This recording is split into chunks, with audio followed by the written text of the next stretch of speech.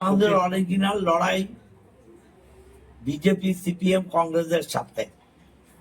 দল মনে করেছে যে আমার চাইতেও দেবাংশু ভালো হবে, কারণ এরা যুবক, এরা অনেক বেশি ফাইটার, আর দেবাংশুর একটা লড়াকু ইমেজ আছে, অতএব নিশ্চয়ই ভালো হবে।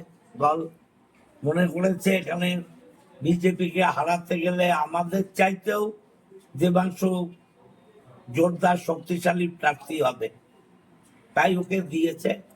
আমাদের অরিজিনাল লড়াই তো বিজেপির সঙ্গে, তো বিজেপিকে যে হারাতে পারবে দলনেত্রী তার কথাই ভেবেছেন, দিয়েছেন ওকে, সবাই আমরা করব।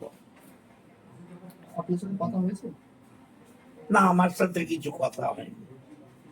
কথা বলার প্রয়োজন আছে নাকি? যেখানে দিদিমণি অভিষেক সিদ্ধান্ত নিচ্ছে, এরা দলের সর্বময় কর্তা, আমরা তো চুনোপুটির লোক, আমাদের সাথে কেন কথা বলবে বলুন? কোনো জায়গায় মনে হয়েছে যে আপনার খামতি ছিল এই বিধানসভায়? নিশ্চয়ই খামতি আছে, খামতি না থাকলে আমাকে দেবে না কেন? আমি যেটা মনে করছি খামতি নেই, ওরা মনে করছে খামতি আছে। নিশ্চয়ই খামতি আছে, না হলে 3 বার দিল, এবার দিল না কেন?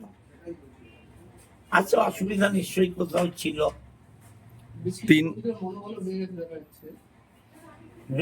অনেক কর্মী আপনার কাছে এসছে, কেউ কাঁদছে, কেউ দুঃখ করছে, কেউ এরা বলছে এটা হবে, আস্তে আস্তে ঠিক হয়ে যাবে। শুধু 3বারের বিধায়ক নয়, প্রথম থেকে মমতা ব্যানার্জির ছায়া সঙ্গে কোনো জায়গায় কি মনের কোনো একটু কষ্ট হচ্ছে? না না, আমার কোনো কষ্ট নেই। এত মানুষের মধ্যে 3 বার আমাকে টিকিট দিয়েছে, এই না বাবার কি, আমার কতটুকু আমার ক্ষমতা আর কতটুকু আমার যোগ্যতা। আমার যোগ্যতার বাইরে দল আমাকে দিয়েছে, অনেক দিয়েছে, থ্যাঙ্কস টু দল। 2011 লড়াই তো আরো বেশি কঠিন ছিল, তখন আপনি দলের কাণ্ডারি ছিলেন চুঁচুড়া বিধায়ক হিসেবে।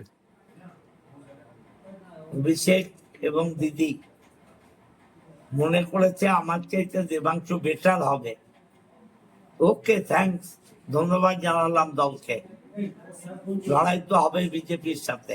কোথাও কি আবেগপ্রবণ হয়ে পড়ছেন? না না, কোনো আবেগের প্রশ্নই নেই, কোনো আবেগের প্রশ্ন নেই। ছেলেরা এসছে, মেয়েরা এসছে, কান্নাকাটি করছে, স্বাভাবিক। আমি তো বড়, আমার সেটা কষ্ট হচ্ছে, দিস না, এর বেশ কিছু নয়। এতদিন ধরে মানুষের সঙ্গে ঘুরেছেন, মানুষের কাছে গেছেন, সেই সময়টা কিভাবে পূরণ করবেন? বই আছে, ক্লাব আছে, এই তো আমার সুইমিং ক্লাবের প্রেসিডেন্ট বাড়িতে এসে বসে আছে। ক্লাব করব, মাঠ করব, বই পড়বো, সময় কাটাবো, আর নিশ্চয়ই একদম তো বেকার হয়ে যাব না। যদি মনে করি আবার ফুটে নামবো, প্র্যাকটিস করব। লয়ার ডিগ্রিটা আছে, বার কাউন্সিলের সার্টিফিকেট আছে, কোর্টে নেমে যাব। রাজনীতি কিভাবে সন্ন্যাস নিচ্ছেন না?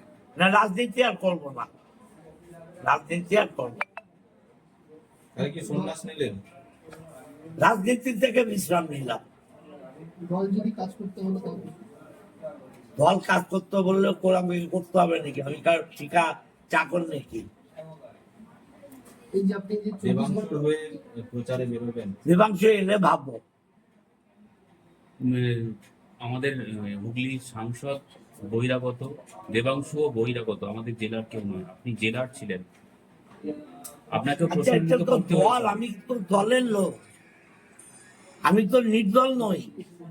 আমার দলের সর্বময় কর্ত্রী মমতা ব্যানার্জি আর সর্বময় নেতা অভিষেক ব্যানার্জি। তারা যদি মনে করেন যে বাইরের লোক এনে এখানে উপকার বেশি হবে, উপকার তো পেয়েছে। রচনাকে এনে এসিড তো জিতেছে, আবার দেবাংশু আসবে, জিতবে, অসুবিধা কি আছে? যেখানে কল্যাণ বন্দ্যোপাধ্যায় সাংসদের ছেলেকে দেওয়া হয়েছে উত্তরপাড়ায়, আপনি দেখুন, আমি এসব নিয়ে দল যা ভালো মনে করেছে করেছে, আমি এখনো পর্যন্ত দল করছি। অতএব দল যেটা সিদ্ধান্ত নেবে সেটাই আমার সিদ্ধান্ত। যখন আমি বলবো দল আর করছি না, তখন অন্য কথা বলবো। তৃণমূল হয়ে প্রচার করবেন? হুম? বিধানসভা হলে তৃণমূলের হয়ে প্রচার করবেন? দল করলে অবশ্যই প্রচার করতে হবে। তৃণমূল যদি করি তাহলে তৃণমূল হয়ে নিশ্চয়ই প্রচার করতে হবে।